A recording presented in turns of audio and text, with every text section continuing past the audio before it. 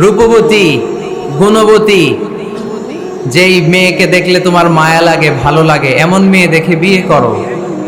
আর যেই মেয়ের সন্তান ধারণ ক্ষমতার শক্তি বেশি, এরকম মেয়ে দেখে বিয়ে করো, কারণ কিয়ামতের দিন আমি আমার উম্মতের আধিক্যতার কারণে গর্ব করব। এজন্য জনসংখ্যা কোনো সমস্যা নয়, তার প্রমাণ চায়না, ঠিক কিনা? চায়নায় জনসংখ্যা আমাদের চেয়ে বেশি না কম? কিন্তু তাদেরকে আমাদের মতো এত মাথা ব্যথা? এর কারণ জনসংখ্যাকে তারা জনশক্তিতে রূপান্তরিত করেছে, ঠিক কিনা? Population it's not a problem at all, এটা কোনো সমস্যা নয় যদি এই জনসংখ্যাকে আমরা জনশক্তিতে রূপান্তরিত করতে পারি, ঠিক কিনা? গোটা বিশ্বে আমাদের বাংলাদেশের শ্রমিক ভাইয়েরা কাজ করে। It's our pleasure, we are proud of it. আমি প্রায় বলি আমরা দুই ধরনের ফাইটার পেয়েছি, দুই ধরনের যোদ্ধা আমাদের প্রিয় মাতৃভূমিকে হেফাজত করেছে। এক, ফ্রিডম ফাইটার মানে মুক্তিযোদ্ধা, যাদের ত্যাগের কারণে, বুকের তাজা রক্তের কারণে আমরা পেয়েছি এই লাল সবুজের পতাকা, ঠিক কিনা?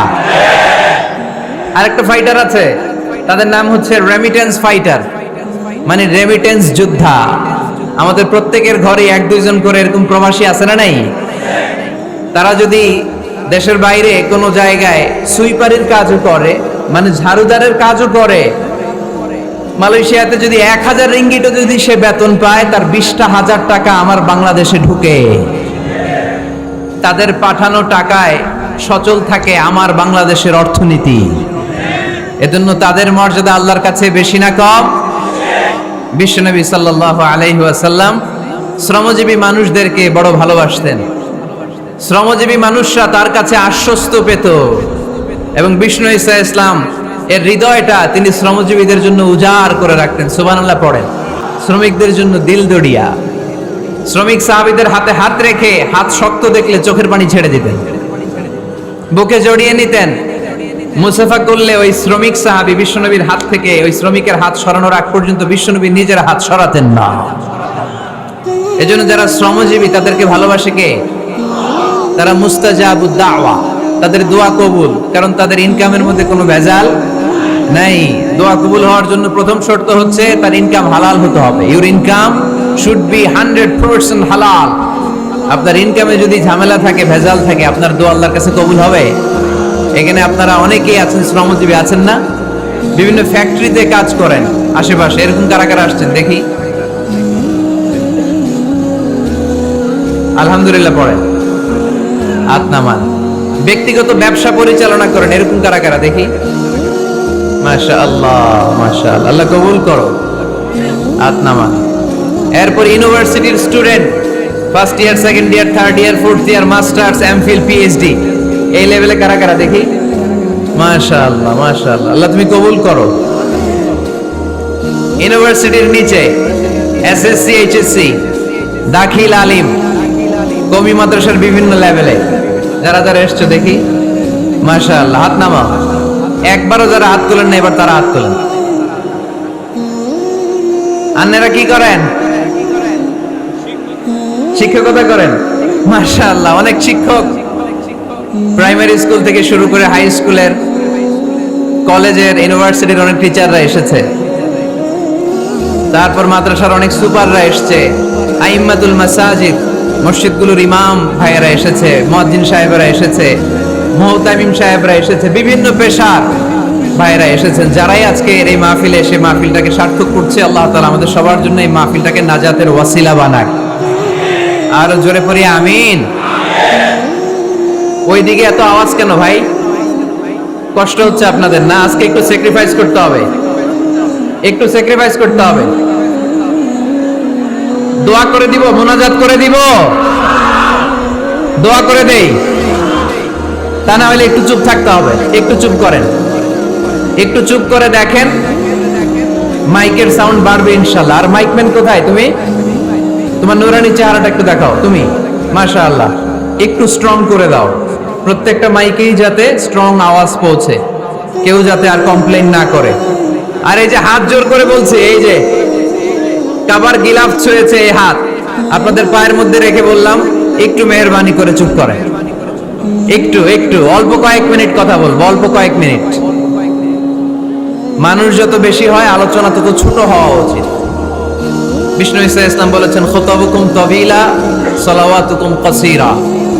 One of the minor signs before the day of judgment, your Islamic lectures will be very longer, and your salah will be very shorter.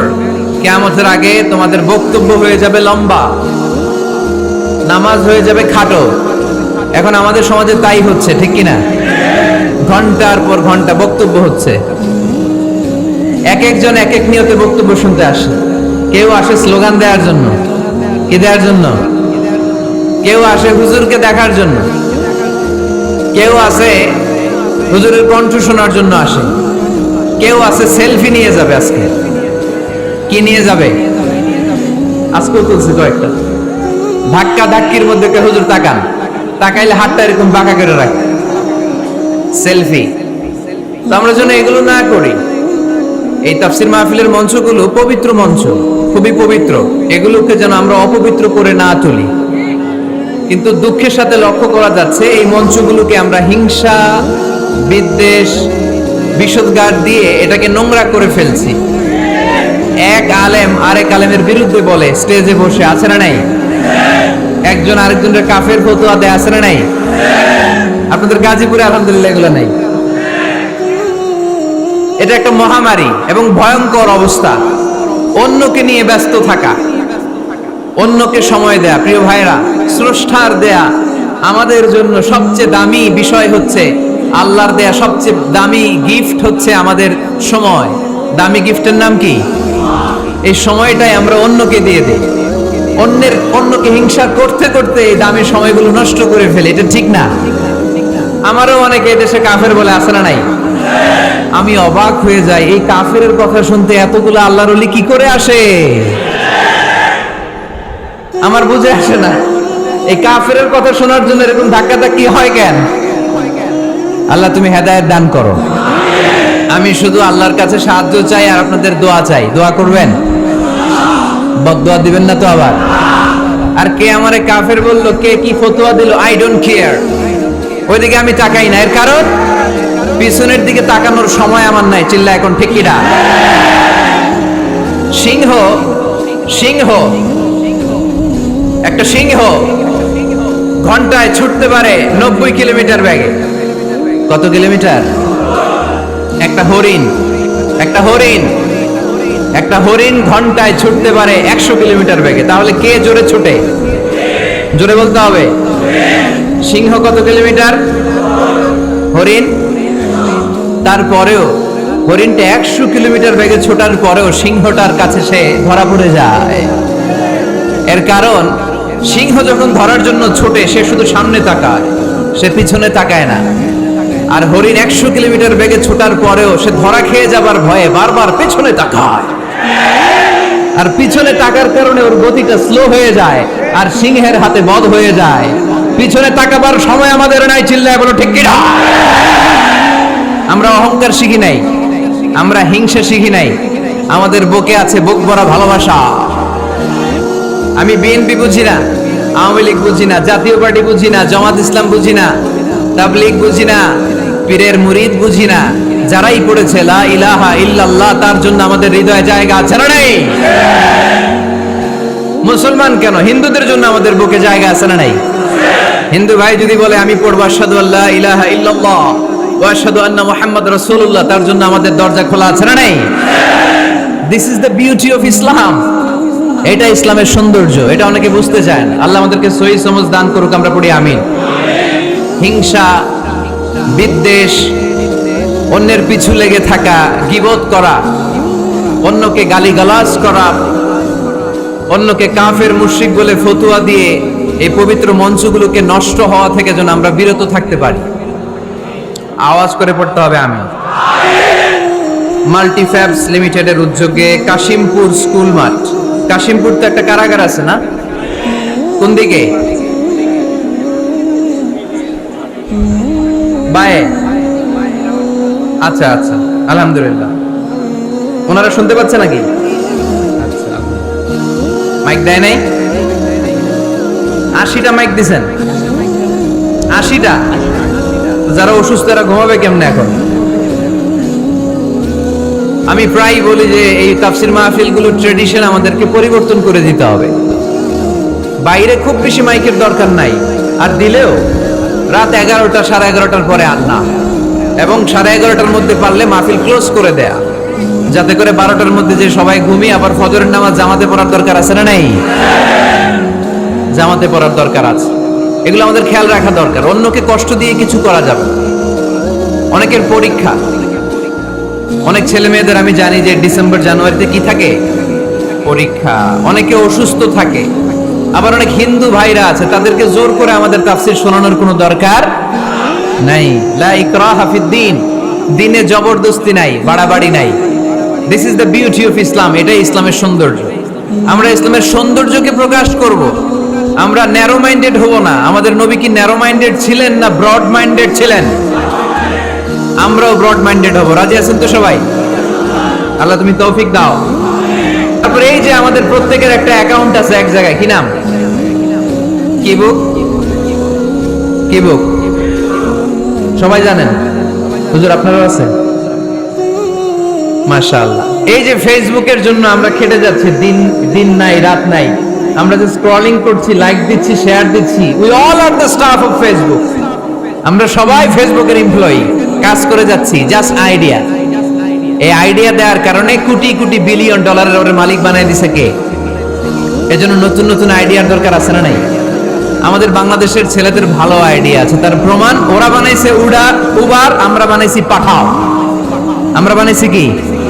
পাঠাওয়ে চড়ছেন কারা কারা দেখি? ওরে Allah, all are the smart guys. মাশাআল্লাহ, হাত নামান। পাঠাও তো উবারের চেয়ে আরো দুর্দান্ত আইডিয়া। প্রাইভেট কার যেতে পারে না জ্যামের মাঝখানে, কিন্তু পাঠাও হচ্ছে মোটরসাইকেল রাইড, চিপাচাপা দিয়ে চলে যায়। আছে না নাই? তো এরপরে নতুন কি আসবে, এই দায়িত্বটা তোমার। তোমার মাথা থেকে বের করতে হবে এন্টারপ্রেনারশিপ। নতুন করে উদ্যোগী হতে হবে। এই ভাইয়ের মতো বিলিয়নিয়ার হতে চাও, মিলিয়নিয়ার হতে চাও, you have to generate new ideas. নতুন নতুন আইডিয়াই তোমাকে হালাল পন্থায় বিলিয়নিয়ার বানাতে পারে, ঠিক কি না? আত-তাজির আস-সাদুক আল-আমিন মা'আন নাবিয়্যিন ওয়াস সিদ্দীকিন ওয়াশ শুহাদা'i ওয়াস সালিহিন। আমানতদার, সত্যবাদী ব্যবসায়ী কিয়ামতের দিন নবীদের সাথে, শহীদদের সাথে, সিদ্দীকিনদের সাথে, সৎ কর্মশীল ব্যক্তিদের সাথে দাঁড়িয়ে যাবে। চিৎকার করে পড়েন সুবহানাল্লাহ। এজন্য নতুন নতুন যত আইডিয়া আছে এগুলো আমাদের মাথা থেকে বের করতে হবে, তাহলেই আমাদের ব্যবসায় বরকত দিবে কে? সম্মানিত সুধী, তাই বলছিলাম আমরা নিজের পায়ে দাঁড়াতে চাই, আমরা কিছু করে দেখাতে চাই, আমরা স্বাবলম্বী হতে চাই। পরিশ্রম করতে হবে। পরিশ্রমের কোনো বিকল্প নেই। There is no alternative way to struggle. Struggle তোমাকে করতেই হবে। কেউ তোমাকে তোমার জন্য স্পেস তৈরি করে দিবে না। এই পৃথিবীতে কেউ কাউকে জায়গা দেয় না। এই পৃথিবীতে এসে জায়গা করে নিতে হয়। চিৎকার দিয়ে বলো ঠিক কিনা? হুঙ্কার দিয়ে পৃথিবীবাসীকে জানিয়ে দিতে হয় আমি এসেছি। মায়ের পেট থেকে যখন আমরা বেরোই, আমরা কি বলি? ওয়াও ওয়াও বলে নিজের অস্তিত্বের জানান দেই যে আমি এসেছি, এই পৃথিবীতে আমি জায়গা করে নিতে এসেছি। Life is not a bed of roses. এই পৃথিবী ফুলের বিছানো সজ্জা নয়। এখানে কষ্ট করতে হবে, পরিশ্রম করতে হবে, ঘাম ঝরাতে হবে। পরিশ্রমের ঘামে যে লোনা পানি থাকে, ওই লোনা পানিতে জন্ম নেয় সফলতার বীজ। এজন্য পরিশ্রম করতে হবে। সব নবীরা পরিশ্রমী ছিলেন, সব নবীরা কাজ করেছেন। সূরা জুমার এই 10 নম্বর আয়াতে আল্লাহ তাআলা আমাদেরকে মোটিভেট করে শিখাতে চেয়েছেন যে স্বাবলম্বী হও, নিজের পায়ে দাঁড়াও, কাজের সময়ে কাজ, নামাজের সময়ে নামাজ। আজকে এই স্লোগানটা এই মাহফিলের শুরুতে, মাঝখানে, শেষে বারবার বলে আমরা মুখস্থ করে নিয়ে যাব। কাজের সময়, সবাই বলেন নাই তো? সবাই বললে তো এই প্যান্ডেল কাঁপতে শুরু করবে। কাজের সময় এইভাবে আওয়াজ করতে হবে, পারা যাবে? নামাজের সময়, কাজের সময়, নামাজের সময়, সিনেমা দেখার সময় দেখা যাবে না? কাজের সময়, নামাজের সময়, এটা মনে থাকবে? মুখস্থ করা যাবে তো?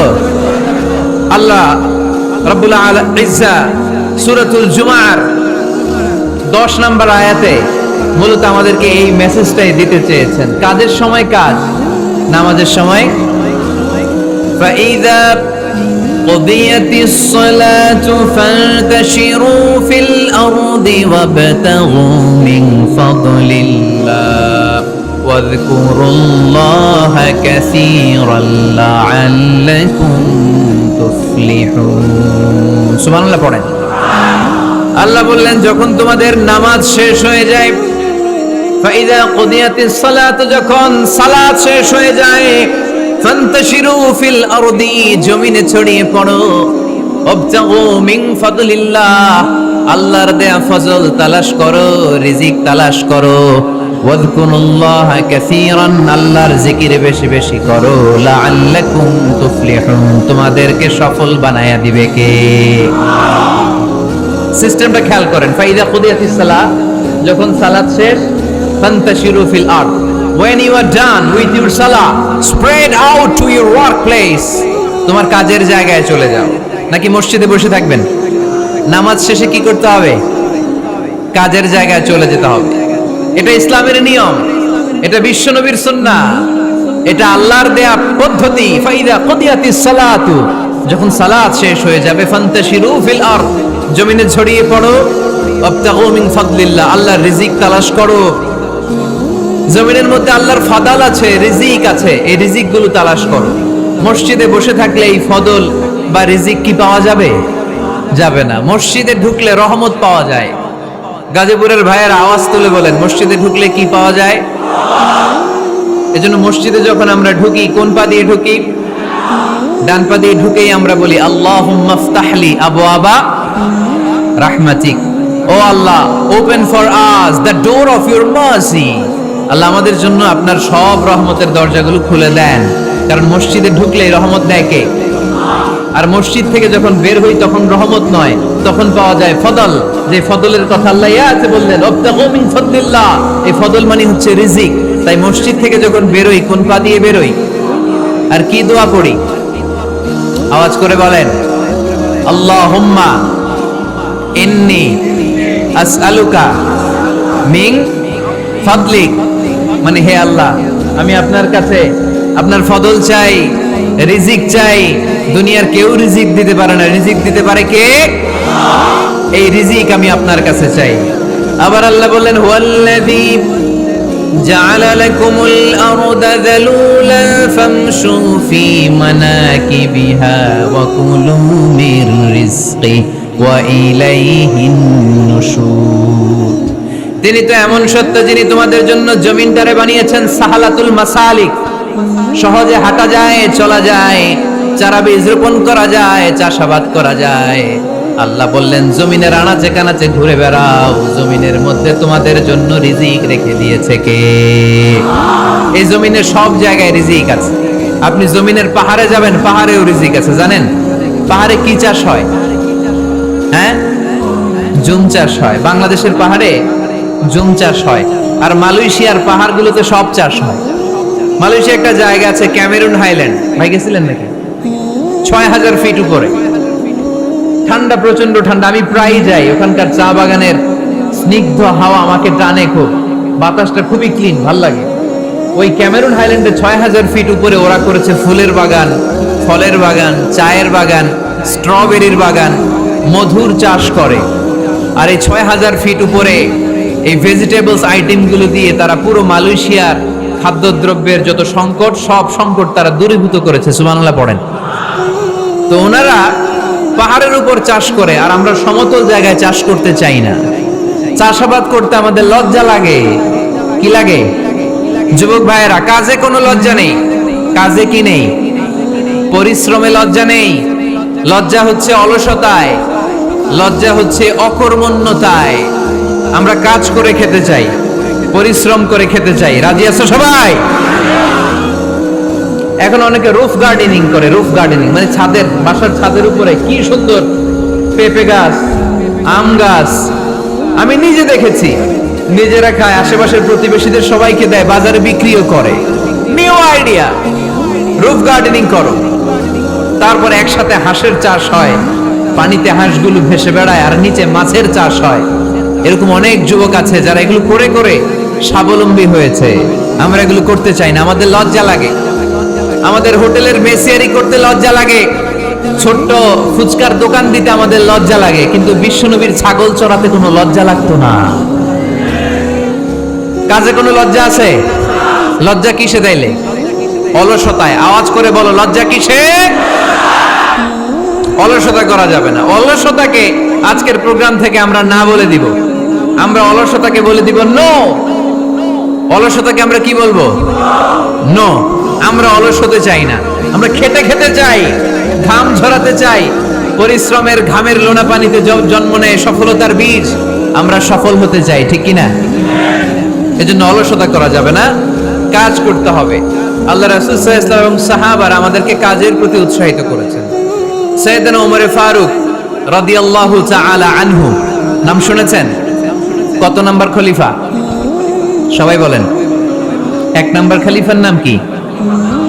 2 নাম্বার খলিফার নাম? 3 নাম্বার? 4 নাম্বার? রিদওয়ানুল্লাহি তাআলা আলাইহিম আজমাইন। ওমর ফারুক সাধারণ কোন সাহাবী ছিলেন না, তিনি এমন সাহাবী ছিলেন, বিশ্বনবী সাল্লাল্লাহু আলাইহি ওয়াসাল্লাম বলেছেন আমার পরে কোনো নবীও নাই, রাসূলও নাই, তবে আমার পরে যদি কেউ নবী হতো আমার ওমর নবী হয়ে যেত। বিশ্বনবী বলছেন লা নবিয়্যা বা'দি ওয়ালা রাসূলা, আমার পরে কোনো নবী নাই, রাসূল নাই।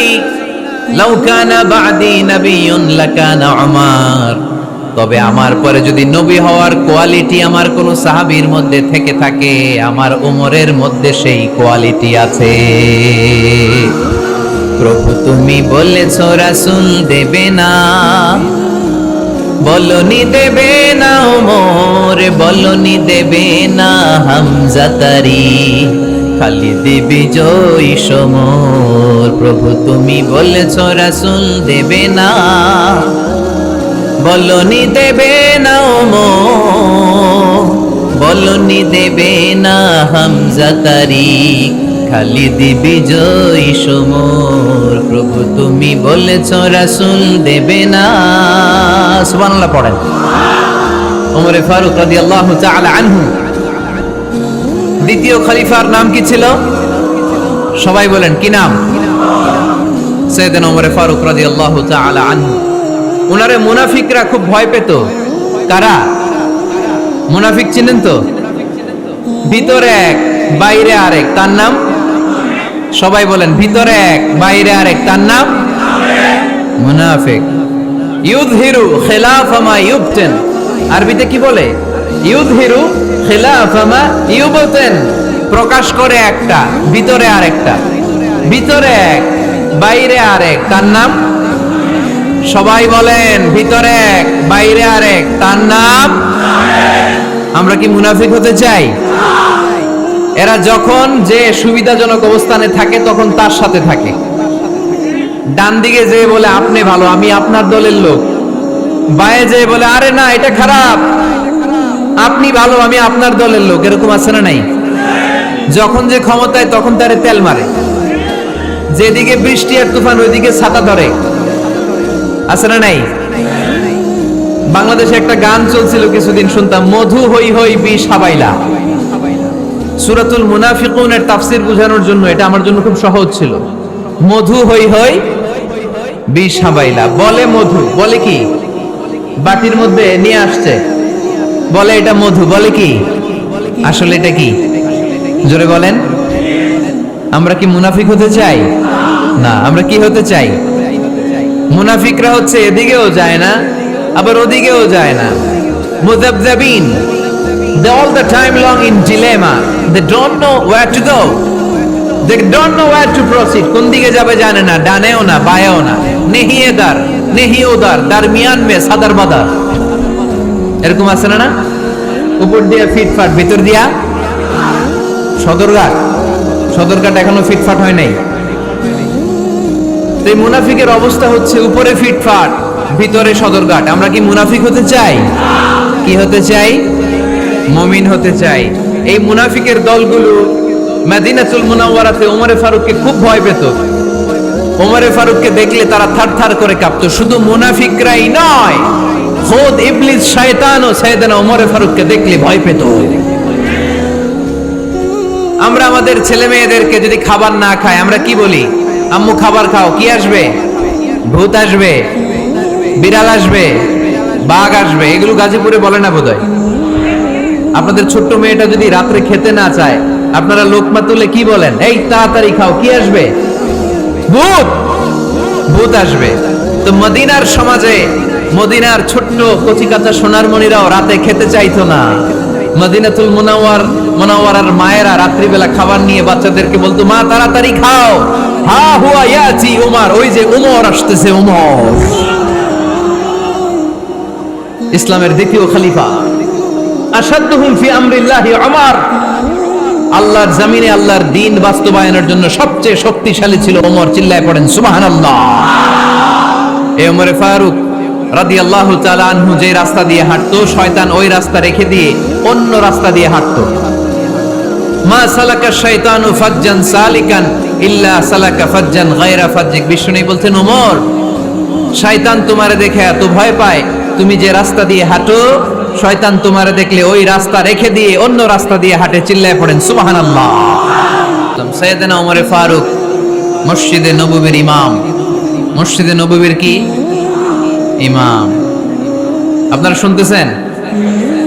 এই ছেলেরা বসে যাও, বসে যাও, বসে যাও, বসে যাও। সাইয়েদনা ওমর ফারুক মসজিদে নববীর ইমাম। এদিকে তাকান, আমার দিকে তাকান, আমার দিকে তাকান। উনি প্রত্যেক নামাজের ইমামতি করতে আসতেন মসজিদে নববীতে। জোহরের নামাজে ইমামতি করলেন। ইমামতি করে দেখলেন নামাজ শেষ, সবাই বের হয়ে চলে যায়। এটাই ইসলামের নিয়ম, ঠিক কি না? ফাইদা কুদিয়াতিস সালাতু ফান্তাশিরু ফিল আরদ ওয়াবতাগু মিন ফাদলিল্লাহ। নামাজের সময় খায়া ফেলাইছি।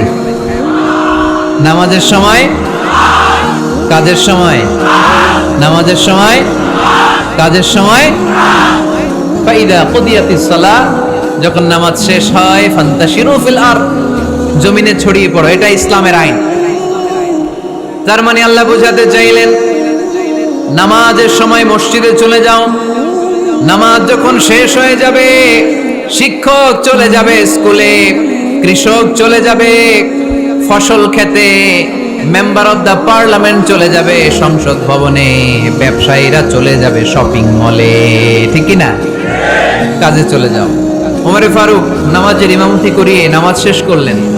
সবাই চলে গেল। ইয়ামান দেশ থেকে আসা কিছু লোক গোল হয়ে বসে আছে, জিকির আজকার করে, ইবাদত করে। এরা যায় না। এরা কি করে না? যায় না। আসরের নামাজে সাইয়েদনা ওমর ফারুক রাদিয়াল্লাহু তাআলা আনহু নামাজের ইমামতি করলেন। নামাজ শেষ, সবাই চলে যায়, এরা যায় না।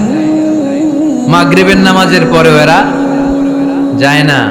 এশার সালাতের পরেও এরা যায় না। এশার পরে উনি ধরলেন, মা বালুকুম মা খাতবুকুম, হোয়াটস রং উইথ ইউ ম্যান? তোমাদের কি সমস্যা? জোহর, আসর, মাগরিব, এশা প্রত্যেক সালাতের পরে সবাই যার যার কাজে চলে যায়, তোমরা যে যাও না? বাড়ি কই? বলি ইয়ামান। তো বসে থাকো কেন? কি করো? কই জিকির করি। কি করি? কি করি? জিকির আজকার করি, তাসবিহ তাহলিল করি, ইবাদত করি। তো তোমরা যে যাও না, তোমাদের খাবার দেয় কে? খাবারের ব্যবস্থা হয় কোত্থেকে?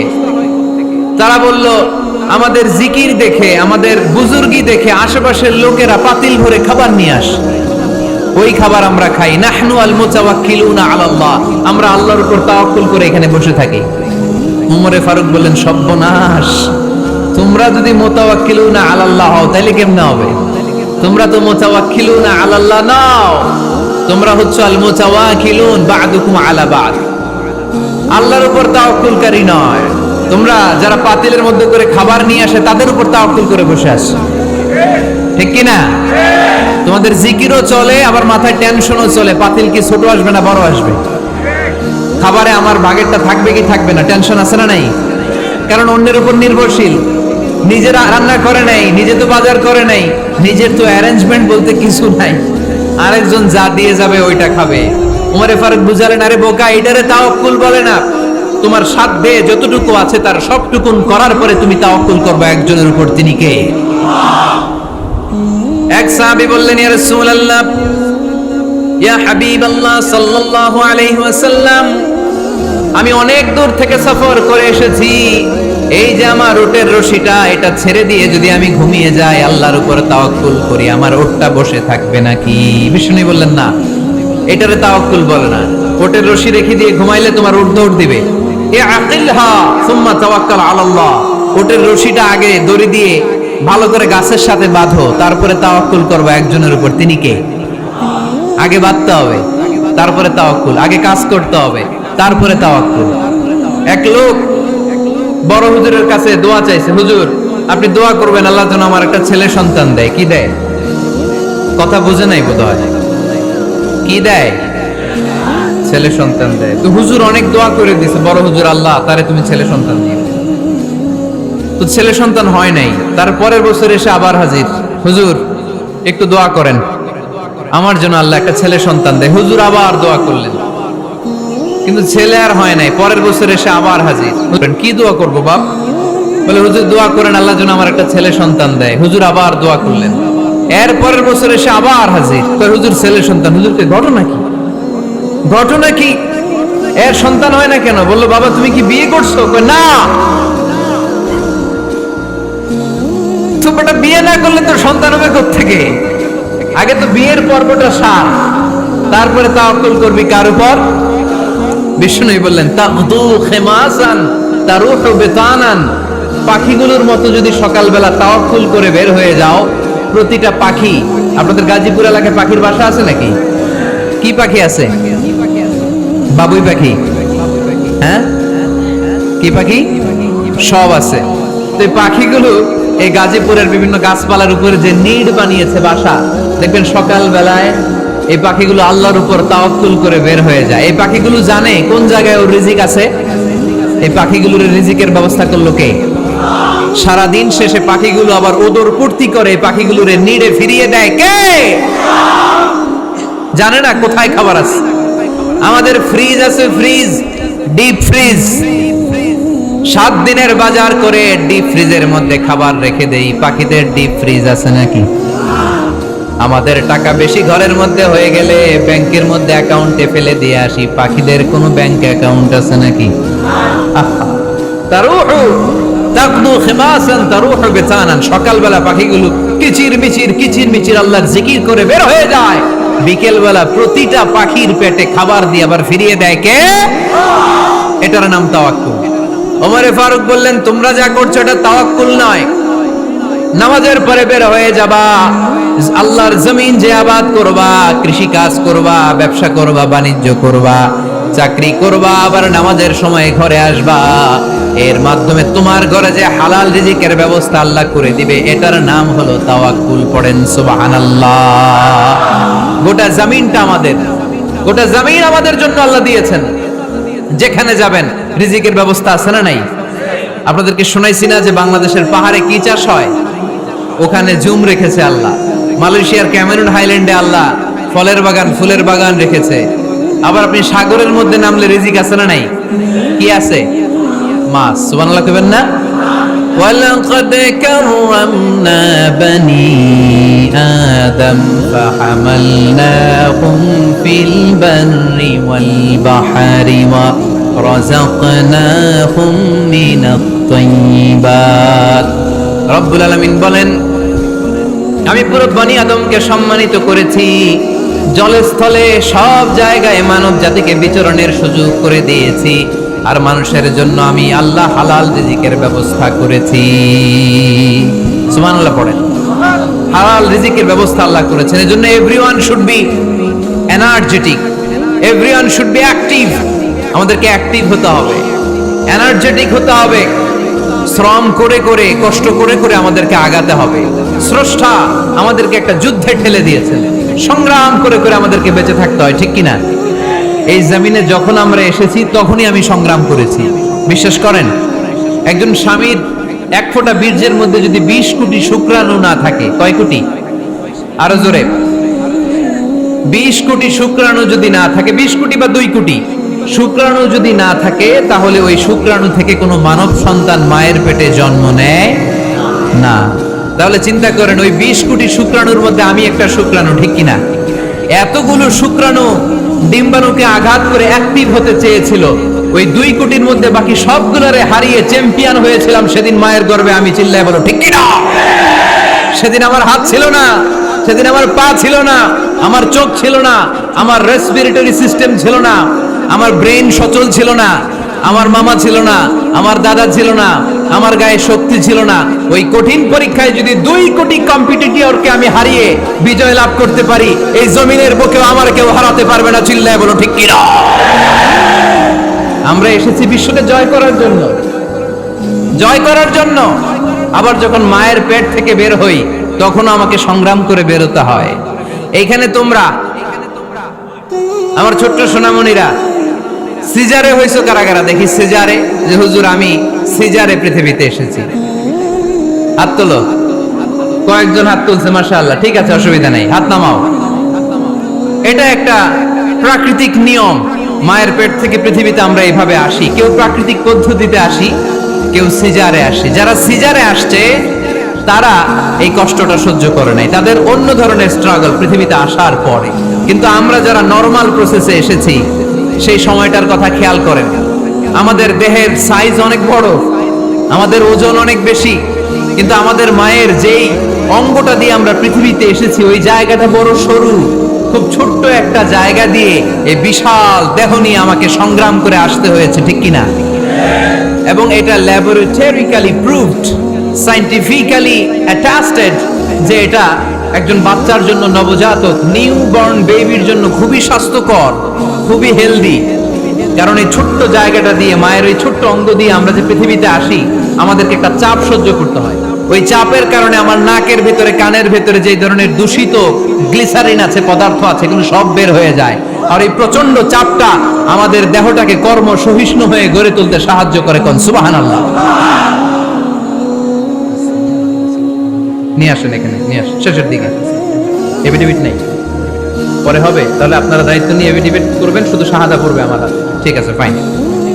সেই দিন আমরা স্ট্রাগল করে পৃথিবীর বুকে এসেছিলাম। যেদিন মায়ের পেট থেকে যুদ্ধ করে আমাকে পৃথিবীতে আসতে হয়েছে, ওই দিন আমার কান ছিল? এখনকার মতো কানের শক্তি ছিল? এখন যে হাতে শক্তি, ওই শক্তি ছিল? ওই কঠিন পরিস্থিতিতে যদি আমি সংগ্রাম করে টিকে থাকতে পারি, বর্তমান সময়ে আমাদেরকে কেউ আটকায় রাখতে পারবে না, পারবে না। ইন্নাকা কাদিহুন ইলা রাব্বিকা কাদহান ফামুলাকি। আল্লাহ বললেন, ও বনি আদম, তোমাকে কষ্ট করতে করতে আমার কাছে আসতে হবে। আবার আল্লাহ বললেন, লাকাদ খালাকনাল ইনসানা ফি কাবাদ। আমি বনি আদমকে, দুনিয়ার সবগুলো মানুষকে কর্মসহিষ্ণু করে তৈরি করেছি। সুবহানাল্লাহ বলেন। কর্মসহিষ্ণু। আমাদের এক একজন মানুষ যে আমরা কতটা কষ্ট আর ধৈর্য সহ্য করতে পারি আপনি কল্পনাও করতে পারবেন না। নরমাল প্রসেসে আমাদের মা যেদিন আমাদেরকে ডেলিভারি দিয়েছিলেন, তখন আমাদের মা 57 ইউনিট প্লাস। সুস্থ মানুষ ব্যথা সহ্য করতে পারে 45 ইউনিট। কত ইউনিট? কিন্তু আমাদের মা যেদিন আমাদেরকে দুনিয়ার বুকে এনেছিলেন, সেদিন আমার মা, আপনার মা ব্যথা সহ্য করেছিল 57 ইউনিট প্লাস, 57 ইউনিটেরও বেশি। এই ব্যথাটা সাধারণ কোনো ব্যথা নয়। একটা অ্যাক্সিডেন্টে আপনার দেহের 20টা হাড় বা হাড়টি ভেঙে গেলে যত ব্যথা, তার চেয়েও বেশি ব্যথা আমার মা সহ্য করেছিলেন। আমার মাকে ওই দিন এই ব্যথাগুলো সহ্য করার তৌফিক দিয়েছিলেন কে? তাহলে কি পরিমাণে কষ্ট সহিষ্ণুতা আর কর্ম সহিষ্ণুতা নিয়ে যে আমরা জন্মাই, আমাদের কোনো ধারণাই নাই। এজন্য আমি প্রায় বলি, ছেলে মেয়েদেরকে, সন্তানকে ননির পুতুল করে গড়ে তুলবেন না। ছেলে মেয়েদেরকে কষ্ট সহিষ্ণু করে গড়ে তোলেন। প্রতিকূল পরিবেশে কি করে নিজের অস্তিত্ব জানান দিতে হয়, এমন করে আমরা আমাদের মুসলমান সন্তানদেরকে গড়ে তুলবো। চিল্লায় বলেন ঠিক কিনা? লাকাদ খালাকনাল ইনসানা ফি কাবাদ। আমি মানুষকে দুঃখ কষ্টের মধ্যে তৈরি করেছি। আসসালামু আলাইকুম। আল্লাহ আপনার সাথে ফোনে কথা হয়েছে? মোহতারামকে একটা চেয়ার দেন। আছে? দেন, ছোট কি আছে? আলহামদুলিল্লাহ, আপনাদের এলাকার, আপনাদের মা ও মাটির সন্তান, গণমানুষের নেতা, মুক্তিযুদ্ধ বিষয়ক মন্ত্রণালয়ের মাননীয় মন্ত্রী মহোদয়, আখম মুজাম্মেল হক সাহেব ইতিমধ্যে আমাদের মাঝখানে এসে উপস্থিত হয়েছেন। আমরা সবাই পড়ি আলহামদুলিল্লাহ। গত রাতে ওনার সাথে ফোনে কথা হয়েছে, তো আমি ভাবিনি যে এত ব্যস্ততার মধ্য দিয়ে উনি চলে আসবেন। আপনাদের কাজেই ব্যস্ত থাকতে হয়। আমরা আসলে অনেকে জানি না যে এমপি মন্ত্রীরা কতটা ব্যস্ত থাকে। জনপ্রতিনিধিরা আপনাদের নানা কাজে নানা জায়গায় ব্যস্ত থাকতে হয়, বিভিন্ন মিটিং।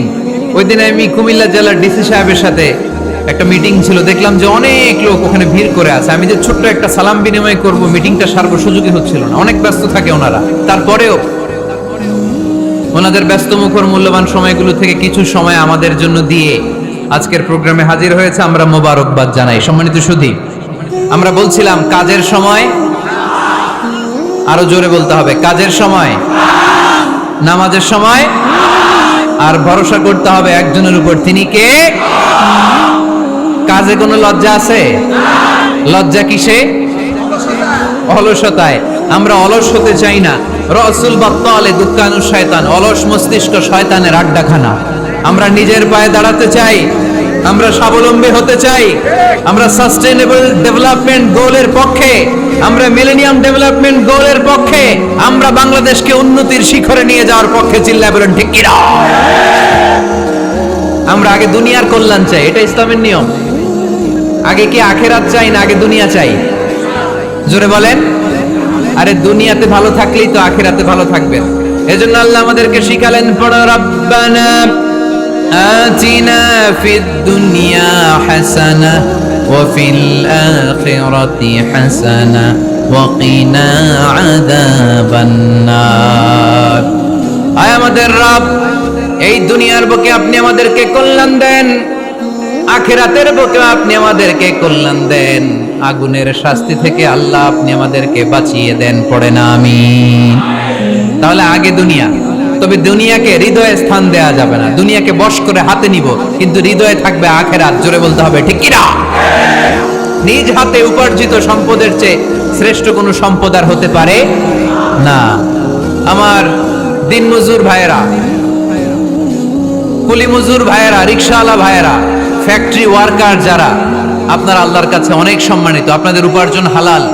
আপনাদের এক পা এমনি জান্নাতে ঢুকে আছে। এখন শুধু এক পা ঢুকাইলে চলবে? পা কয়টা? আরেকটা ঢুকানোর দরকার আছে না নেই? আপনাদের উপার্জন হালাল। আপনারা 5 ওয়াক্ত সালাত পড়বেন, মানুষের হক নষ্ট করবেন না, আব্বা আম্মার দোয়া নিবেন। দ্বিতীয় পাটাও জান্নাতে ঢুকায় দিবে কে? মা আকালা আহাদুন তুআমান কত্তু খায়রুম মিন আইয়াকুলা মিন আমালি ইয়াদিহি। নিজের হাতে উপার্জিত সম্পদের চেয়ে, খাবারের চেয়ে শ্রেষ্ঠ সম্পদ আর হতে পারে? আমার রিকশাওয়ালা ভাই, তার উপার্জন হালাল না হারাম? আমার কুলি মজুর ভাই, উপার্জন হালাল না হারাম? মাথার গাম পায়ে ফেলে ফ্যাক্টরি ওয়ার্কাররা যে বেতনটা পায়, এটা হালাল না হারাম? তাদের দোয়াকে কবুল করে নিবে কে? এজন্য যুবক ভাইরা, never under estimate any job. কোন জবকে, কোন চাকরিকে ছোট করে দেখার সুযোগ নাই। কারণ আমার উপার্জন হালাল হলেই ওই হালাল উপার্জনে বরকত দিবে কে? Whether it's the small or big, you don't care. এটা তোমার কেয়ার করার দরকার নেই। চাকরি পেলেই একটা ঢুকে যাবা, চাকরি পেলেই ঢুকে যাবা। কারণ আমাদের চাকরির বাজার মন্দা। আমাদের বাংলাদেশ, ভারতে কোন একটা চাকরির জন্য চেয়েছে 8 পাস, ওইখানে অ্যাপ্লাই করে ডক্টরেট ডিগ্রি দাঁড়িয়ে আছে না নাই? এত কষ্ট করে চাকরি পাওয়া পৃথিবীর কোথাও লাগে না। কারণ আমাদের পপুলেশন বেশি, তাই চাকরির জন্য আমাদের বসে থাকা লাগবে না। আমাদেরকে উদ্যোক্তা হতে হবে, আমাদের এন্টারপ্রেনার হতে হবে। শুরুতে যেটা বলেছিলাম, আমাদের আইডিয়াকে কাজে লাগাতে হবে, ঠিক কিনা? আর যাই করব আমরা ভালোভাবে করব। ভালোভাবে করলে ওই কাজে বরকত দেয় কে? ভালোভাবে করার জন্য আল্লাহ তাআলা সূরাতুল মুলকে আমাদেরকে গাইডলাইন দিয়েছেন। রব্বুল আলামিন বলেন, আল্লাযী খালাকাল মাউতা ওয়াল হায়াতা লিয়াবলুয়াকুম আইয়ুকুম আহসানু আমালা। তিনি এমন সত্তা যিনি তোমাদের তৈরি করেছেন, জীবন আর মৃত্যুকে তৈরি করেছেন এই জিনিসটা পরীক্ষা করবার জন্য। তোমাদের মধ্য থেকে কে ভালোভাবে কাজ করে? সুবহানাল্লাহ। কে বেশি আমল করে, আল্লাহ এটা বলছে, নাকি কে ভালো আমল করে? কথা কি বুঝতেছেন? যদি বেশি আমল করার কথা আল্লাহ বলতো, তাহলে এই আয়াতটা হতো লিয়াবলুয়াকুম আইয়ুকুম আকসারু আমালা। কিন্তু আল্লাহ কি আয়াতে আকসারু আমালা বলেছে? আলেম যারা আছেন তারা আমার সাথে সাথে বলেন, আল্লাহ কি আকসারু আমালা বলেছে? আল্লাহ কি বলেছে? লিয়াবলুয়াকুম আইয়ুকুম আহসানু আমালা, কে ভালো করে কাজ করে উইথ প্রফেশনালিজম। আপনি যেটাই করেন না কেন আপনাকে প্রফেশনালিজমের সাথে করতে হবে, তাহলে ওই কাজে বরকত দিবে কে? ছোট হোক বড় হোক এটা কোনো সমস্যা? যাই করি না কেন কিভাবে করব? ভালোভাবে। আওয়াজ করে বলেন, কিভাবে করব? যে কোনো কাজ করো না ভাই, যে কোনো কাজ করো তা যেন হয় সবার চেয়ে সবচেয়ে সুন্দর। যে কোনো কাজ করো না ভাই, যে কোনো কাজ করো তা যেন হয় সবার চেয়ে সবচেয়ে সুন্দর। হোক না সেটা পড়া লেখা, রঙের ভাষায় ছবি আঁকা, হোক না সেটা পড়া লেখা, রঙের ভাষায় ছবি আঁকা, হোক না সেটা সামান্য কাজ কিংবা মহত্তর, তা যেন হয় সবার চেয়ে সবচেয়ে সুন্দর। যে কোনো কাজ করো না ভাই, যে কোনো কাজ করো তা যেন হয় সবার চেয়ে সবচেয়ে সুন্দর। চিৎকার করে বলতে হবে, ঠিক কিনা? যাই করি না কেন সেটা যেন সবচেয়ে সুন্দর হয়। You have to make the best out of you, you have to try you level best. তোমার সাধ্যের যতটুকু আছে তার সবটুকু করতে হবে, বাকি বরকত তার কল্যাণ আমাদেরকে দান করবে কে? বিষ্ণু ইসলাম কখনো অলসতাকে উৎসাহিত করেন নাই, ভিক্ষাবৃত্তিকে উৎসাহিত করেন নাই, তিনি পরিশ্রমকে অ্যাপ্রিশিয়েট করেছেন। এক সাহাবী রাদিয়াল্লাহু তাআলা আনহু এসে বললেন, ইয়া রাসূলুল্লাহ আমাকে কিছু দান করেন, আ'তিনি শাইআন। বিষ্ণু বললেন, তুমি ভিক্ষা করো, তোমার ঘরে কিছু নাই? সাহাবী বললেন, লা ইয়া রাসূলুল্লাহ কিছু নাই। বিষ্ণু ইসলাম আবার প্রশ্ন করলেন, কিছুই নাই? সে বলল, হ্যাঁ আছে। কি আছে? একটা জামা আছে, জামা, আর আছে একটা পানি খাওয়ার জগ।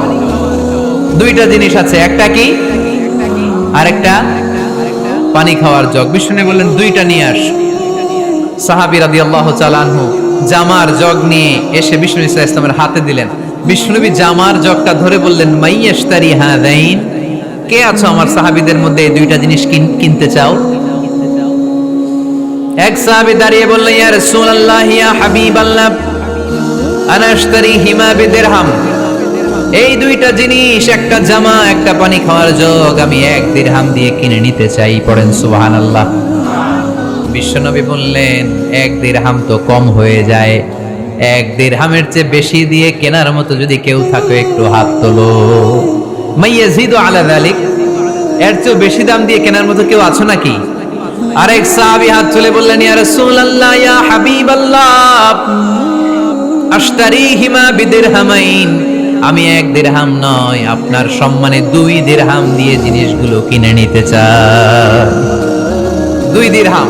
বিষ্ণু বললেন, ওকে ফাইন, ডান, 2 দিরহামে বিক্রি হয়ে যাবে। দিয়ে দেওয়া হলো। 2 দিরহাম নিয়ে বিষ্ণু ইসলাম ওই আগন্তুক ভিক্ষুক সাহাবীর হাতে দিয়ে বললেন, যাও 1 দিরহাম দিয়ে তোমার পরিবার পরিজনদের জন্য খাবার কিনে নিয়ে যাও, আর 1 দিরহাম দিয়ে একটা কুঠার কিনে নিয়ে আসো। কি কিনে নিয়ে আসো? সবাই বলেন।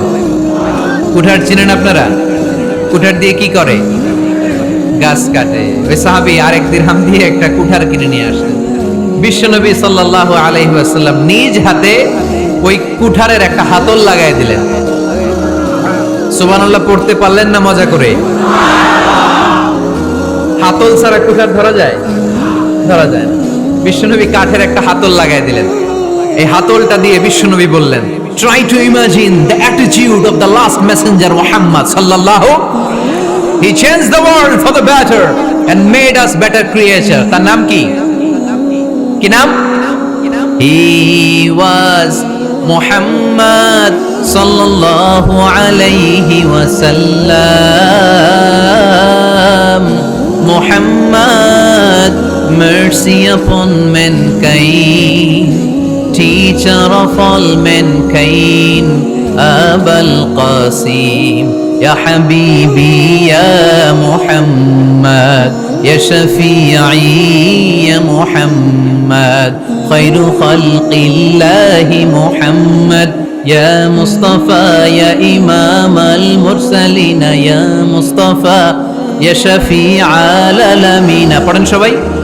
يا مصطفى يا إمام المرسلين يا مصطفى يا شفيع العالمين. He taught us to be just and kind and to feed the poor and hungry, help the wafer and the orphan child, and to not be cruel and miserly. His speech was soft and gentle, like a mother stroking her child. His mercy and compassion were most radiant when his smile was Muhammad sallallahu alayhi wasallam. Muhammad, mercy upon mankind, teacher of all mankind. أبا القاسم يا حبيبي يا محمد يا شفيعي يا محمد خير خلق الله محمد. পড়েন সবাই। يا مصطفى يا إمام المرسلين يا مصطفى يا شفيع العالمين يا مصطفى يا إمام المرسلين يا مصطفى يا شفيع العالمين محمد. سبحان الله পড়েন। He was Muhammad sallallahu alayhi wasallam. বিশ্বনবী নিজ হাতে ওই সাহাবীর কুঠারের ভেতরে একটা হাতল লাগাইয়া দিলেন। ঘটনা মনে আছে নাকি নাশিদ শুনে ভুলে গেছেন? ঘটনা মনে আছে সবার? তিনি হাতল লাগাই দিলেন আর বললেন, যাও, গায়ে শক্তি আছে, তাগড়া যুবক, এই কুঠার নিয়ে জঙ্গলে যাও, জঙ্গলে যে কাঠ কাটো, লাকড়ি বানাও, বাজারে যে বিক্রি করো। লা ইয়াহতাতিবা আহাদুকুম হাজমাতান ফি দাহরিহি খায়রুম মিন আই ইয়াসআলা আহাদান ফায়ুতিয়াহু আও ইয়ামনাহু। যাদের গায়ে জোর আছে, শক্তি আছে, পরিশ্রম করে লাকড়ির বোঝা পিঠে নিয়ে বাজারে বিক্রি করা অনেক ভালো কারো কাছে হাত পাতার চেয়ে। কারণ তুমি হাত পাতলে লোকজন তোমার দিতেও পারে, নাও দিতে পারে, কিন্তু পরিশ্রম কখনো বৃথা যায় না। What is the moral of the story? রাসূল সাল্লাল্লাহু আলাইহি ওয়াসাল্লামের এই প্রফেটিক স্টোরি থেকে আমাদের শিক্ষা কি? বিশ্বনবী বললেন, যাও, কাঠ কেটে নিয়ে আসো। লা উরিদু আন আরাকা 15 আইয়াম, সামনের 15 দিন আমি যেন আমার চোখ দিয়ে তোমার আমার আশেপাশে ঘুরঘুর করতে না দেখি। সাহাবী চলে গেলেন, কাঠ কাটতে আরম্ভ করলেন, বাজারে বিক্রি করতে আরম্ভ করলেন। 15 দিনের ব্যবধানে 10 দিরহাম নিয়ে বিশ্বনবীর দরবারে ওই সাহাবী হাজির হয়ে গেলেন। 10 দিরহাম নিয়ে হাজির হয়ে গেলেন। এসে বললেন, ইয়া রাসূলুল্লাহ, ইয়া হাবিবাল্লাহ, আমি আর দরিদ্র নাই, আমি আর ভিক্ষা করি না, আমি নিজের পায়ে দাঁড়িয়েছি, আমি স্বাবলম্বী হয়েছি, আমি অন্যান্য খেটে খাওয়া মানুষের মতো এখন উপার্জন করে আমার ফ্যামিলির চাহিদা মিটাই। পড়েন সুবহানাল্লাহ। What is the moral of the story? এই প্রফেটিক স্টোরি থেকে আমাদের জন্য শিক্ষা হচ্ছে, বিষ্ণু ঈসা ইসলাম চাইলেই ওই 2 দিরহাম দিয়ে বলতে পারতেন, যাও, এটা দিয়ে খাবার কিনে খাও। দুপুরবেলা খাইতো, রাত্রেবেলা আবার যাকাতের লাইন ধরতো। কথা কন? তার মানে বিষ্ণু ঈসা ইসলাম কাজের প্রতি উৎসাহিত করেছেন। 2 নম্বর লেসন বা শিক্ষা হচ্ছে, বিশ্বনবী সাল্লাল্লাহু আলাইহি ওয়াসাল্লাম পার্মানেন্ট সলিউশন করে দিয়েছেন, স্থায়ী সমাধান। ঠিক কিনা? আমরা প্রায় যাকাতের শাড়ি দেই, লুঙ্গি দেই, আছে না নাই? আলহামদুলিল্লাহ, আপনাদের গাজীপুরে বোধহয় এগুলো নাইটাই, এখানে নাই, আছে? যদি থেকে থাকে এই ট্র্যাডিশন আপনারা বন্ধ করবেন। যাকাতের শাড়ি বলতে কোনো শাড়ি নাই, যাকাতের লুঙ্গি বলতে কোনো লুঙ্গি নাই।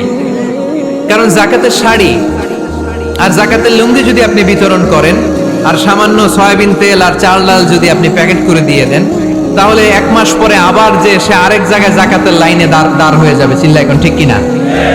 এজন্য আপনাকে পার্মানেন্ট সলিউশনের ব্যবস্থা করতে হবে। আমি সব জায়গায় বলি যে প্রতিটি জেলার বিজনেস ম্যাগনেট যারা আছেন তারা সবাই মিলে একটা যাকাত ম্যানেজমেন্ট প্ল্যাটফর্ম গড়ে তুলুন। সেখান থেকে এমন ভাবে যাকাত দিন যাতে মানুষ স্বাবলম্বী হতে পারে। স্বাবলম্বী বানানোর জন্য, দারিদ্র বিমোচনের জন্য যাকাত এসেছে, যাকাতের শাড়ি লুঙ্গি বিতরণের জন্য নয়। আর যাকাতের শাড়ি এত পাতলা, মশারি কি পাতলা, এর চেয়েও পাতলা। দেখছেন কখনো? এটারে একবার ধোয়ার পরে দ্বিতীয়বার পরা যায় না। একবার ধোয়ার পরে শাড়ির দিকে তাকাইলে শাড়ি আমনের দিকে বেশকি মেরা থাকবো। কথা বলেন ঠিক কিনা? এইভাবে শাড়ি লুঙ্গি দেয়া যাবে? এভাবে তো শাড়ি লুঙ্গি বিতরণ করলে যারা লাইন ধরে জাকাত নিতে আসলো এই আল্লাহর বান্দাদেরকে অপমান করা হয়। আর আল্লাহ বললেন ওয়ালাকাদ কাররামনা বানি আদম, আমি পুরো বানি আদমকে সম্মানিত করেছি। ফেরেশতার সম্মান বেশি না মানুষের? বুঝে শুনে বললেন কার? তুমি মাটির আদমকে প্রথম সৃষ্টি করিয়া ঘোষণা করিয়া দিলে শ্রেষ্ঠ বলিয়া, তাই তো নূরের ফেরেশতা করে আদমকে সেজদা। সুবহানাল্লাহ পড়েন।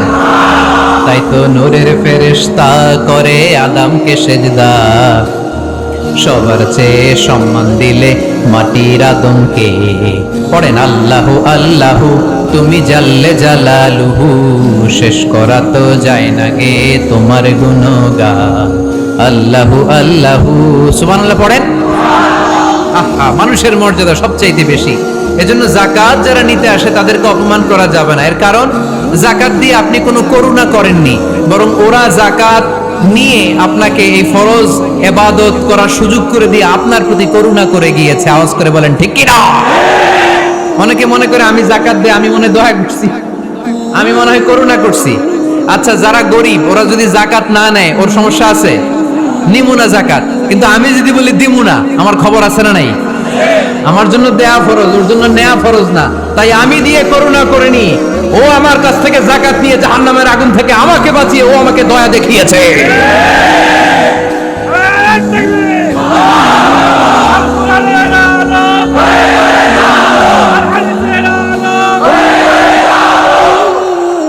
এজন্য যাকাত দারিদ্র্য বিমোচনের জন্য। কিভাবে যাকাত দিবেন? আপনি যাকাতের টাকা দিয়ে খেয়াল করবেন, একটু ক্রস চেক করে নিতে হবে, ডবল চেক করে নিতে হবে। যেই ফ্যামিলিতে যাকাত দিবেন কর্মক্ষম উপার্জনের মতো করতে পারে এরকম ছেলে আছে কিনা। থাকলে ওর একটা অটো রিক্সা কিনে দেন, সিএনজি কিনে দেন। ওই সিএনজি চালিয়ে ওর ফ্যামিলিটা দিব্যি চলে যাবে, ঠিক কিনা? ওর একটা অস্ট্রেলিয়ান গাভী কিনে দেন, ওই গাভীর দুধ বিক্রি করে ফ্যামিলিটা স্বাবলম্বী হয়ে যাবে, ঠিক কিনা? লক্ষ্মীপুরে আমি ওয়াজ করলাম, বলল হুজুর আমরা এইভাবে একটা যাকাত ম্যানেজমেন্ট প্ল্যাটফর্ম গড়ে তুলেছি। এখানে আমরা টাকা জমিয়ে জমিয়ে আমাদের এলাকার যে সমস্ত ছেলেগুলো কর্মক্ষম, তাদের ঘরে টাকা পয়সা নাই, আমরা যাকাতের টাকা দিয়ে ওদেরকে প্রবাসী বানিয়ে দেই, বিদেশে পাঠিয়ে দেই। ওর কষ্টা অর্জিত সম্পদ দিয়ে ওর ফ্যামিলি এখন দেদারসে চলছে, কোনো যাকাতের লাইনে যে তারা নিজেদেরকে আর অপমান বোধ করছে না। এইভাবে যাকাত দিতে হবে। দিলটারে একটু খোলেন, হাতটারে একটু খোলেন, তাহলে হৃদয়টারে খুলে দিবে কে? দে যাকাত, দে যাকাত তোরা দে রে যাকাত, দে যাকাত, দে যাকাত তোরা দে রে যাকাত। তোর দিল খুলবে পরে, আগে খুলো খাত। দে যাকাত, দে যাকাত তোরা দে রে যাকাত। পড়েন আমিন। এই যাকাতের মাধ্যমে আমরা আমাদের বাংলাদেশকে স্বাবলম্বী করতে চাই। রাজি আছেন সবাই? সংঘবদ্ধ প্রচেষ্টায় যাকাত আদায় করতে রাজি আছেন? বিশ্বনবী সাল্লাল্লাহু আলাইহি ওয়াসাল্লাম চাইলেই 2 দিরহাম দিয়ে বিদায় করে দিতে পারতেন, কিন্তু বিশ্বনবী সাল্লাল্লাহু আলাইহি ওয়াসাল্লাম তাকে কাজের প্রতি উৎসাহিত করলেন, পার্মানেন্ট সলিউশন দিলেন। এজন্য অলসতার সাথে ইসলামের কোনো সম্পর্ক আছে? আওয়াজ করে বলেন, অলসতার সাথে সম্পর্ক আছে? অলসতাকে যেন আজকে আমরা কি বলে দিছিলাম? ভুলে গেছি? আরো জোরে। অলসতাকে আজকে আমরা নো বলে দিছি। আমরা কর্মক্ষম। আরে অলস তো হয় মুনাফিকেরা, অলস হয় কারা? وَإِذَا قَامُوا إِلَى الصَّلَاةِ قَامُوا كُسَالَى يُرَاءُونَ النَّاسَ وَلَا يَذْكُرُونَ اللَّهَ إِلَّا قَلِيلًا। সুবহানাল্লাহ পড়েন। মুনাফিকরা যখন নামাজে দাঁড়ায় অলস হয়ে দাঁড়ায়, সোজা হয়ে দাঁড়ায় না। মসজিদে নববীর কাতারগুলোর মধ্যে মুমিনদের সাথে যখন মুনাফিকেরা দাঁড়াতো, অলসের মতো দাঁড়াতো, দেয়ালের মধ্যে হেলান দিয়ে দাঁড়াতো। এরকম আছে না অনেকে অলস? কিন্তু আমরা যারা মুমিন, আমরা নামাজে দাঁড়ালে কি আমাদের হৃদয়ে অলসতা আসে নাকি হৃদয়টা সজীব হয়ে ওঠে? আমাদের হৃদয়কে নামাজে দাঁড়ালে সজীব করে দেয় কে? ইয়াকিদু শাইতানু আলা কাফিয়াতি রাসি আহাদিকুম ইদা হুয়া নাম। আমরা যখন রাতে ঘুমোতে যাই, শয়তান আমাদের মাথার পিছনে অলসতার 3টা গিট মারে। কি মারে? এই যে রশি দিয়ে এরকম বাঁধে, যে এটারে গাজীপুরে আপনারা কি বলেন? গিট্টু। হ্যাঁ, গিট্টু। আচ্ছা, তো শয়তান আমরা যখন ঘুমোতে যাই আমাদের মাথার পেছনে অলসতার 3টা গিট্টু মারে। আমরা যখন ঘুম থেকে উঠে ফাইনিস্তাইকাযা ওয়া যাকারাল্লাহ, ঘুম থেকে ওঠার দোয়া পড়ে আলহামদুলিল্লাহিল্লাযী আহইয়ানা বা'দা মা আমাতানা ওয়া ইলাইহিন নুশুর, আমরা ঘুমালে 3টা গিট্টু মেরে শয়তান একটা মন্ত্র পড়ে দেয়, আলাইসা লাইলুন তাওয়িলুন ফারকুদ, আরে ঘুমা অনেক লম্বা রাত, আরে ঘুমা অনেক লম্বা রাত, আরে আরামসে ঘুম মার অনেক লম্বা রাত। এই মন্ত্র পড়ে 3টা গিট মারে। আমরা যখন ঘুম থেকে উঠে ঘুমের দোয়া পড়ে ফেলি, একটা গিট্টু খুলে দেয় কে? আবার ঘুম থেকে উঠে দোয়া পড়ার পরে ফাইদা তাওয়াদ্দা ইনহাল্লাত উকদা, ওয়াশরুমে ঢুকে ইস্তেনজা করে যখন আমরা ওযু করে ফেলি, অলসতার 2য় গিট্টু খুলে দেয় কে? ফাইন সাল্লাত ইনহাল্লাত উকদা, ওযু করার পরে মুসাল্লা বিছিয়ে যখন নামাজের জন্য দাঁড়িয়ে যায়, অলসতার 3 নাম্বার গিট্টুটাও খুলে দেয় কে? ফাসবাহা নাশীতান তাইয়িবান নাফস, he become enthusiastic, he become very active, he become very energetic. Vishnu Isa Islam বললেন তখন সে এনার্জেটিক হয়ে ওঠে, অ্যাক্টিভ হয়ে ওঠে, সজীব।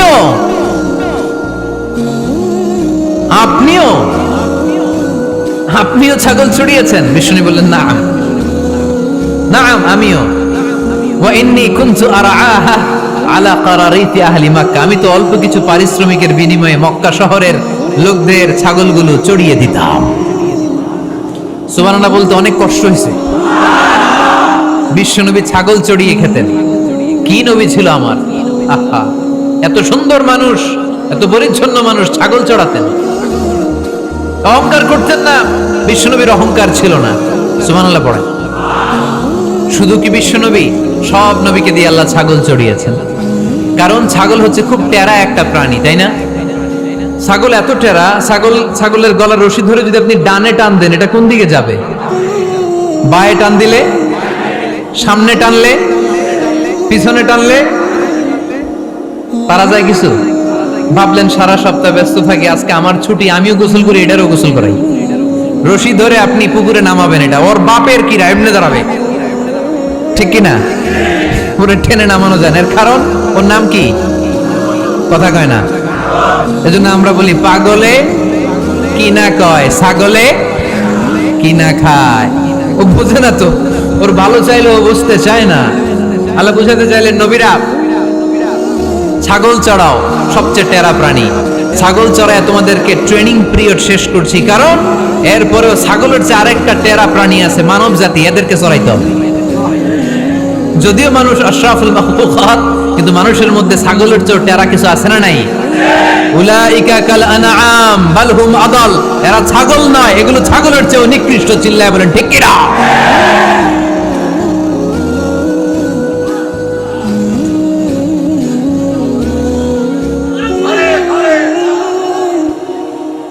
এই এরকম আওয়াজে স্লোগান দিলে চলবে?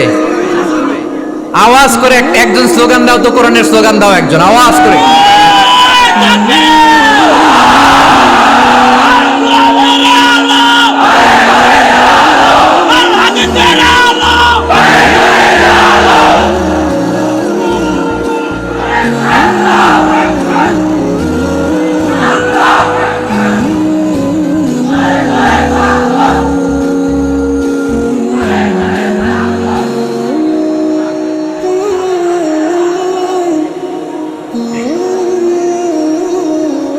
ঘুম চলে গেছে না?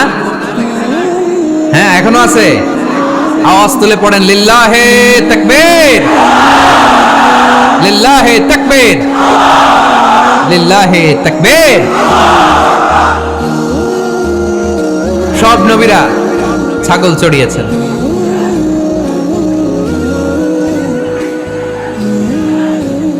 মাশাআল্লাহ, মাশাআল্লাহ, আল্লাহ কবুল করুক।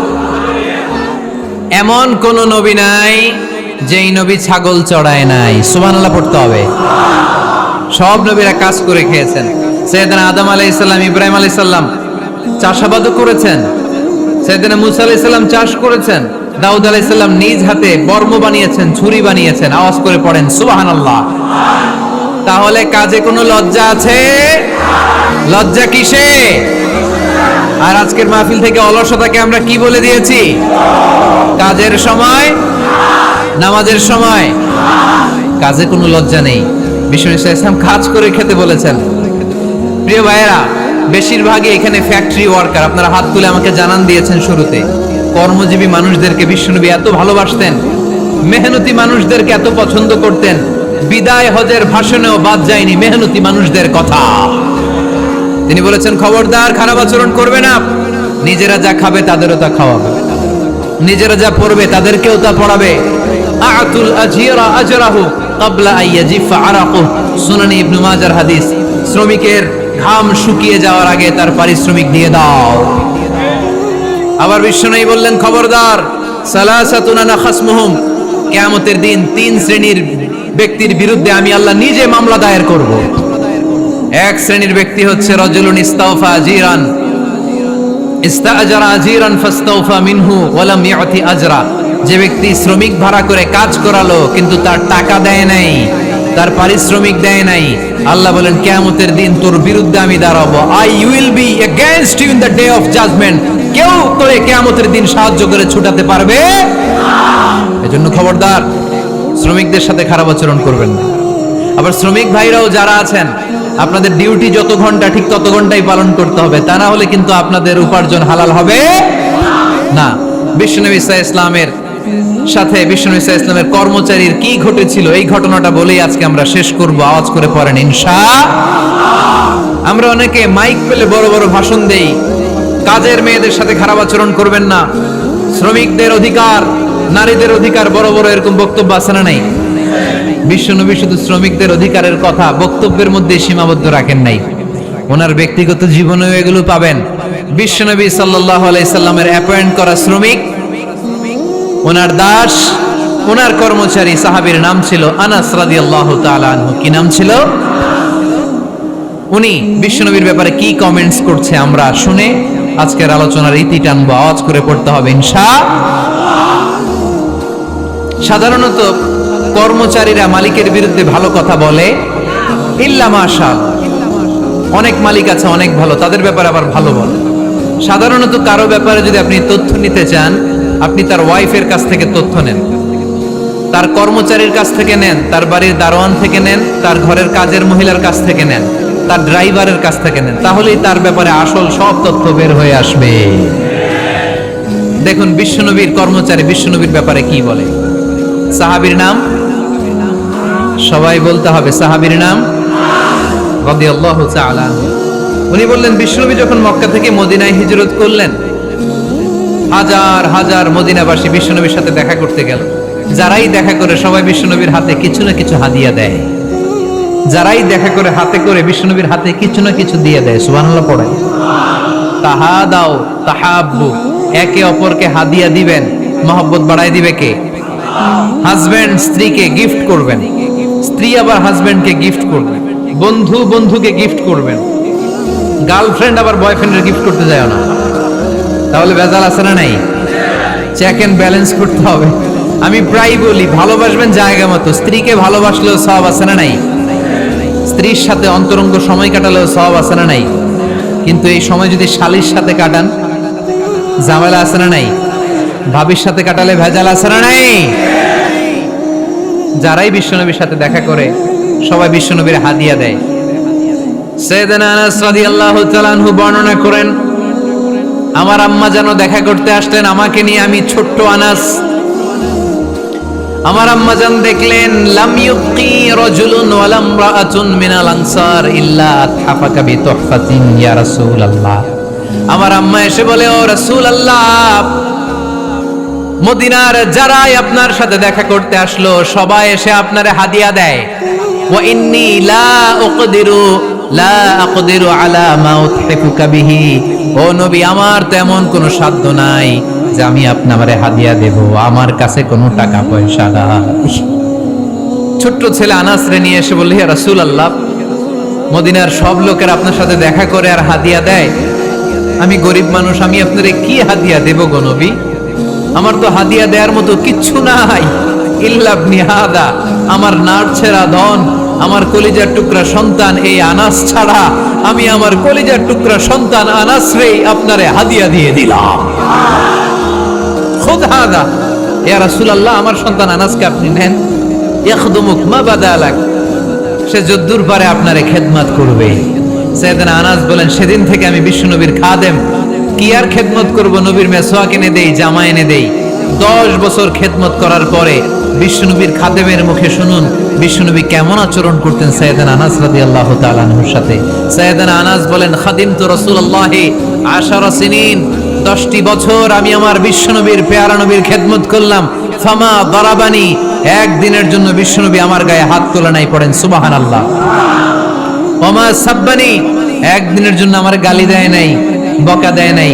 ওমা আবাসা ফি ওয়াজহি, একদিনের জন্য বিশ্বনবী বিরক্তির চেহারা নিয়ে আমার দিকে তাকায় নাই, ভ্রু কুচকে এরকম আমার দিকে তাকায় নাই। আমরা রেগে গেলে, বিরক্ত হলে কি করি? আমাদের ভ্রুগুলো কুচকে যায়। আনাস রাদিয়াল্লাহু তাআলা আনহু বললেন, একদিনের জন্য আমার পিট্টি দেয়া তো দূরের কথা, আমাকে পিটানি দেয়া তো দূরের কথা, আমাকে মারে নাই, আমাকে গালি দেয় নাই, কোনোদিন আমার দিকে বিরক্তির সাথে তাকায় নাই। ওয়ালা ক্বালা লি লিমা সানাআতা ওয়ালা লিমা লা সানাআতা, কোনোদিন এও বলে নাই আনাস এটা কেন করলা, ওইটা কেন করো নাই। চিৎকার করে পড়েন সুবহানাল্লাহ। এজন্য বিশ্ব নবীর মতো আমাদেরকে আমাদের শ্রমিকদের সাথে, অধীনস্থ কর্মচারীদের সাথে আচরণ করতে হবে। রাজি আছি তো সবাই? ইন্তেকালের আগে বিশ্বনবী সাল্লাল্লাহু আলাইহি সাল্লাম 2টা কথা বললেন। কয়টা? 1 নম্বরে বিষ্ণু ঈসা ইসলাম বললেন আসসালাত, আসসালাত, নামাজ, নামাজ, উম্মতেরা নামাজ, নামাজ ছেড়ে দিও না। 2 নম্বরে বিষ্ণুই বললেন ওয়ামা মালাকাত আইমানুকুম, খবরদার অধীনস্থ কর্মচারীদের সাথে খারাপ আচরণ করো না। আমরা খুব দুঃখের সাথে লক্ষ্য করেছি, পত্রপত্রিকায় এসেছে, মানবাধিকার কর্মী, নারী আন্দোলনের কর্মী মাইক পেলে বড় বড় ভাষণ দেয়, আপনারা কর্মীদের সাথে ভালো আচরণ করবেন, কাজের মেয়েদের সাথে ভালো আচরণ করবেন, কিন্তু ওদের বাড়িতে এই কাজের মেয়েরা নির্যাতিত হয়। চিল্লায় বলেন ঠিক কি না? পত্রিকার রিপোর্ট দেখে অবাক লাগে। খুন্তি দিয়ে চুলায় লোহা গরম করে পিঠে শেক মেরেছে, এরকম আছে না নাই? বিশ্বনবী সাল্লাল্লাহু আলাইহি সাল্লাম বলেছেন, খবরদার কিয়ামতের দিন তাদের বিরুদ্ধে আল্লাহ মামলা দায়ের করবে।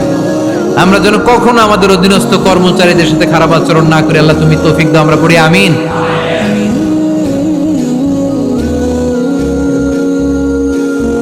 এজন্য শ্রমিক মালিকের সম্পর্ক হচ্ছে চেক এন্ড ব্যালেন্সের সম্পর্ক। যারা শ্রমিক তাদের দায়িত্ব হচ্ছে মালিকের যে হক সেটা আদায় করা, যত ঘন্টা তার সাথে চুক্তি হয়েছে তার পুরোটা আদায় করা।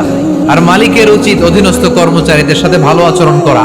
আমরা যেন এই চেক এন্ড ব্যালেন্স করতে পারি, আল্লাহ তুমি তৌফিক দাও। যে আয়াত দিয়ে শুরু করেছি ওই আয়াত দিয়ে শেষ করব। আল্লাহ বলেছেন ফাইদা কুদিয়াতিস সালাতু ফান্তাশিরু ফিল আরদ, যখন নামাজ শেষ হয়ে যায় জমিনে ছড়িয়ে পড়ো, রিজিক তালাশ করো। আবার নামাজের সময় হলে মসজিদে চলে আসো। তার মানে কাজের সময়, আওয়াজটা ছোট হয়ে গেল, চিল্লায় বলতে হবে, কাজের সময়, নামাজের সময়। পরিশ্রমে কোনো লজ্জা নেই, লজ্জা হলো আর অলসতাকে আজকের মাহফিল থেকে আমরা সবাই কি বলে দিলাম, মনে থাকবে সবার। সম্মানিত ভাইয়েরা, আপনারা উঠে যাচ্ছেন, কে কে হাত তোলেন তো দেখি। আলহামদুলিল্লাহ, বসেন, কেউ উঠবেন না। একজন ভাই আজকের এই কাশিমপুর হাই স্কুল মাঠকে সাক্ষী রেখে শাহাদা বাক্য পড়ে মুসলমান হতে চায়। আমরা খুশি না বেজার? আমাদের আমল নামায় সওয়াবও আছে, গুনাহও আছে, কিন্তু এই ভাইটা শাহাদা বাক্য পাঠ করার পর থেকে নিষ্পাপ, তার আমল নামায় কোনো গুনাহ নাই। চিল্লায় বলেন ঠিক কিনা? আমাদের ইসলাম ধর্মে তাকে স্বাগত। আমরা সবাই পড়ি আলহামদুলিল্লাহ। আগের নাম কি ছিল?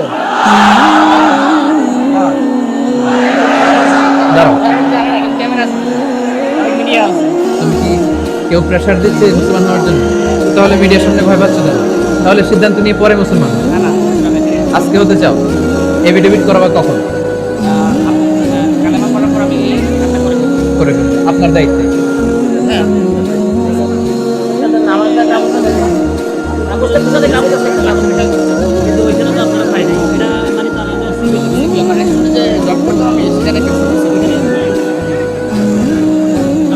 সানিরাজ, তার আগের নাম ছিল সানিরাজ। সে আজকে শাহাদা বাক্য পাঠ করতে চায়। সানিরাজ, ইসলাম ধর্মে ঢোকার ব্যাপারে তোমাকে কেউ কি কখনো প্রেশারাইজ করেছে? কেউ প্রেশারাইজ করেছে? হি আনসার্ড অ্যাকচুয়ালি নো, কেউ প্রেশারাইজ করেনি। তুমি কি তোমার নিজে জেনে বুঝে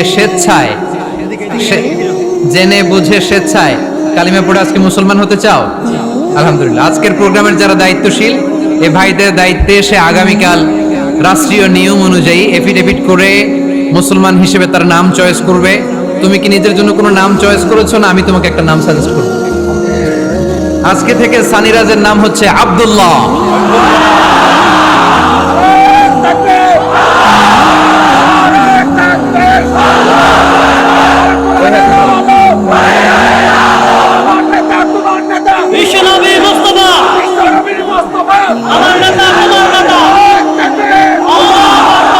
আলহামদুলিল্লাহ, সানিরাইজকে মুসলমান হওয়ার জন্য কেউ প্রেশারাইজ করেনি।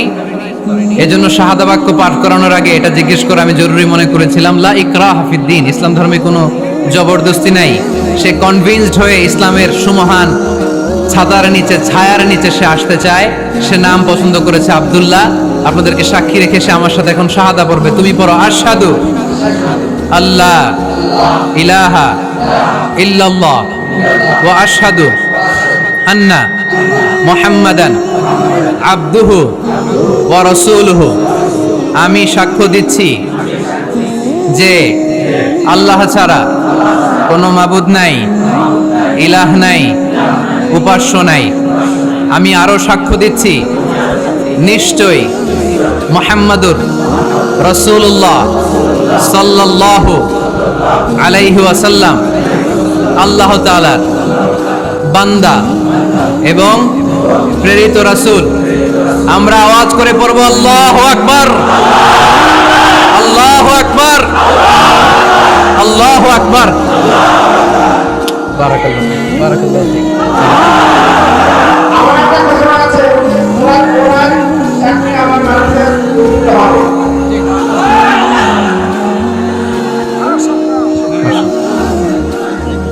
আলহামদুলিল্লাহ, আলহামদুলিল্লাহ।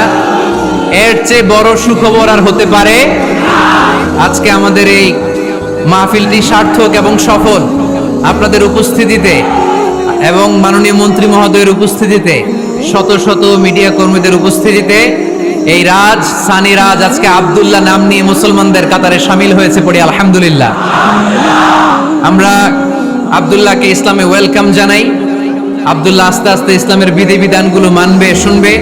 এবং আমরা যদি একে অপরকে এই মাহফিলের মঞ্চগুলোকে যদি নষ্ট না করে, কলুষিত না করে, কোরআন সুন্নাহর আলোকে যুবকদেরকে এভাবে মোটিভেট করতে পারি, সানিরাজের মতো অনেক হিন্দু ভাইরা, আপনারা দেখবেন ইউটিউবের অনেক জায়গায় অনেক হিন্দু ভাইরাও আমার পক্ষে কমেন্টস করে, এরকম আছে না নাই?